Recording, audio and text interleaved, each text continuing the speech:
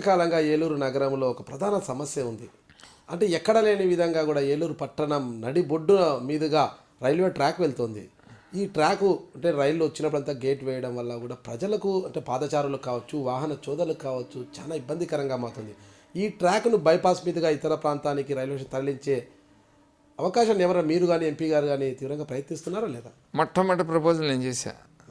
మొట్టమొదటి ప్రపోజలే ఏదైతే ఏలూరు, తాడేపల్లిగూడెం, నిడదవోలు ఇటువంటి ప్రాంతాలన్నిటి బైపాస్ పెడితే బైపాస్కి నూతన నగరం కూడా అక్కడ ఏర్పడుతుంది.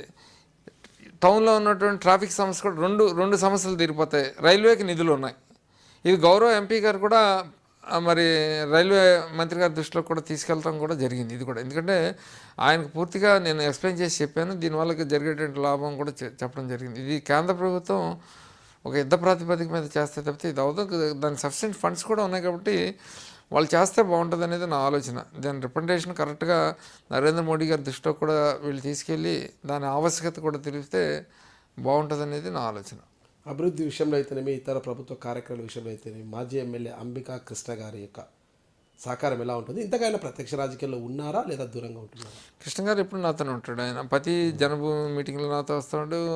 We have good relationship. ఆయన స్వయంగా చెప్తాడు. ఇవాళ కూడా నన్ను కాదని బుజ్జికిచ్చి మీరు చాలా మంచి పని చేశారండి, సమస్యల విషయంలో బ్రహ్మాండంగా స్పందిస్తాడు, టైం ఎక్కువ స్పేర్ చేస్తాడు. కృష్ణ గారు కూడా అవినీతికి ఎక్కడ చూడలేదు. కాకపోతే నేను ఇందాక చెప్పినట్టుగా నీతి ఒకటే పనిచేయదు. రాజకీయాల్లో ఉన్నప్పుడు అవగాహన ఉండాలి. పట్టణాన్ని ఏ రకంగా డెవలప్ చేయాలి, పేదవాడికి ఏ రకంగా పైకి తీసుకురావాలి, ఈ రెండు ప్రధాన అంశాలు రాజకీయాల్లో.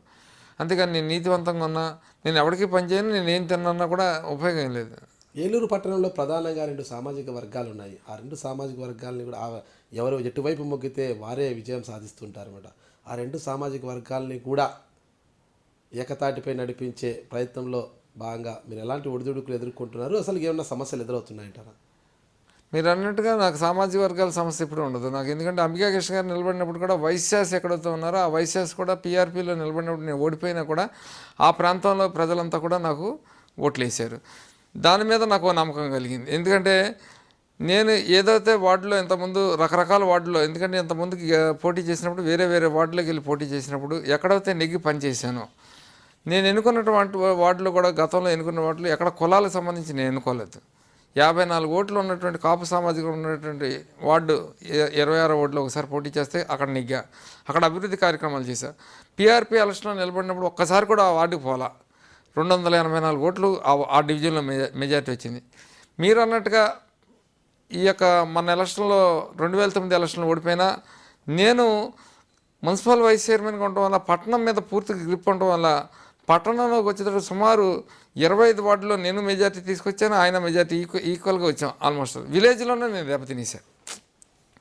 గ్రామాల్లో నా నాయకత్వం తెలియపోతాం, దానివల్ల విలేజ్ పాలిటిక్స్లో నా ప్రభావం లేకపోవడం వల్ల 2009లో ఓటమి చెందని తప్పితే వేరే రకమైన ఓటమి నాకు జరల.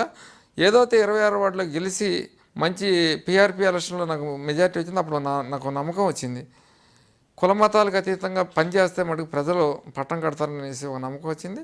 ఆ యొక్క ఉద్దేశంతో నా దగ్గరికి వచ్చిన వాళ్ళు ఎవరిని వాళ్ళు ఏ కులం అని నేను అడగను. కొంతమంది చెప్తూ ఉంటారు, సార్ వీళ్ళు కాపులండి, మనోళ్ళు అండి, ఇదే మనోళ్ళు అయితే ఏంటి అంటారు. వాడు పక్కన న్యాయం ఉంటే చేస్తాను, అన్యాయం అయితే మటుకు చేసే పరిస్థితే ఉండదు నా దగ్గర.